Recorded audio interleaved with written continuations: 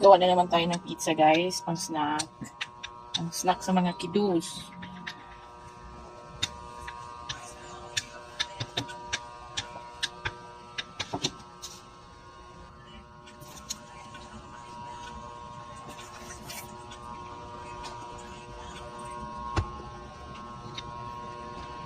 Kinamay ko, guys, kasi malinis naman yung ano ko, kamay.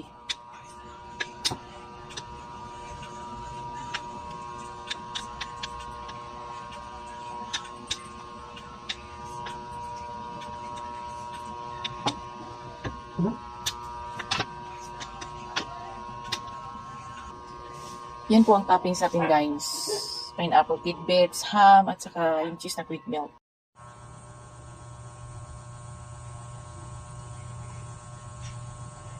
Lulutuin na natin yan, guys. Yan ang pizza natin sa kawali.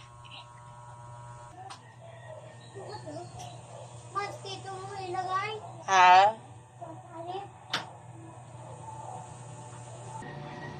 Ito na, guys, ang finished product ng pizza sa kawali.